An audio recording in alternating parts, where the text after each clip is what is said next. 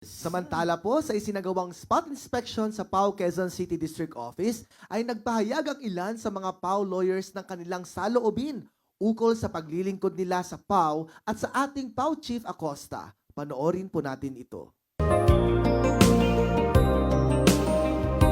Kung hindi tayo, sino pa nga ba?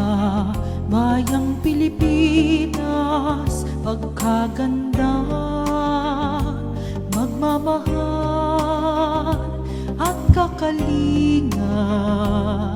Kailangan may mangunguna katulad mo, isang agilang Pilipan. Unang-una yung love and support ng isang nanay sa kanyang mga anak. Yun talaga yung nakikita ko na nagpupush sa akin para magtrabaho. Dahil syempre kapag may gabay ka ng isang nanay na sumusuporta sa'yo, hindi lang yung suportang baby-bihin ka eh. Medyo si Chief talagang tinuturuan ka kung ano yung tama, sasabihin niya kung ano yung mali, tinutuwid yun. So, yun ang nakikita ko na leadership skill ni Chief na talagang very effective sa Public Attorney's Office. Sobrang proud kasi syempre with that kind of leader, parang parang yung mga employees dito, parang gusto siyang syempre tularan yung tapang niya kasi ang daming natutulungan, ang layo ng nararating. And because of that, ang layo na narating ng PAO. Dito kasi sa PAO, binibigyan kami ng oportunidad na yung alam namin sa batas ay maibahagi namin sa mas nangangailangan. Ang kagandahan din dito sa PAO, hindi kami limitado sa isang klase lang ng kaso. Lahat ng kaso ng mga kwalipikadong kliyente ng PAO ay maaari naming hawakan. At sa tingin ko, walang katulad na ahensya o serbisyos ng gobyerno ang makakapagbigay nito. I have been with the Public Attorney's Office po since December of 2006. So 18 years and counting na po ako. So I'm very proud of that because I believe po that this has been my calling. I am just where I am supposed to be. Kasi po, una pa lang, I would always prefer po to be in litigation po.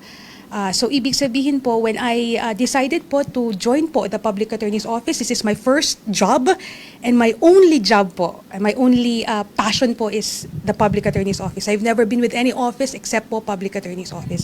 And of course po, syempre, you know naman po what you are going to and the goal that you want po. So siguro po magstay po ako dito until po ako po ay ipahintulatan po ng ating Panginoong Diyos. Definitely po si Chief ay isa sa mga inspirasyon ko. Ang isa sa mga katangian na gusto ko mula sa kanya at nais kong tularan ay yung pagiging makadiyos niya. Kasi mula sa pagiging makadiyos ay yun na yung ultimate na katangian ng isang tao kasi nandun na yung pagmamahal sa kapwa, pagtulong doon sa kapwa, magiging natural na lahat kung ikaw ay makadiyos. Nako, napakalaking kaibahan. No? Nung araw, bagong pasok pala ako sa PAO noon, medyo actually hindi ganun kaganda yung reputasyon ng PAO no? as an institution. Pero dahil nga sa kalidad na serbisyo na pinapakita ni Chief Acosta at sa yung leadership style niya no na pinapatupad talaga at lahat nationwide actually sa lahat ng mga distrito yun ang naging sandalan ng mga PAO lawyers at mga staff para magbago unti-unti yung kalidad ng serbisyo at ang reputasyon ng buong opisina. It's an honor no at humbled ako doon sa oportunidad na pinagkaloob ni Chief Acosta at tinatanong ko na napakalaking utang na loob ko yun kay Chief Acosta no dahil pinagkatiwalaan niya ako at binigyan ng chance na mag-shine no as district head. Kaya ako naman bilang sukli no sa tiwala no sa trust and confidence na pinagkaloob ni Chief Acosta ay pinagmabubutihan ko rin yung serbisyo publiko kumbaga, bibigay tayo ng serbisyo publiko na di kalidad. Sa mga kababayan no, na nangangailangan ng legal na representasyon sa korte at legal na tulong no, sa pagsampa halimbawa ng kaso, ay bukas po ang aming tanggapan at anumang oras ay pwede po kayong lumapit sa amin. No?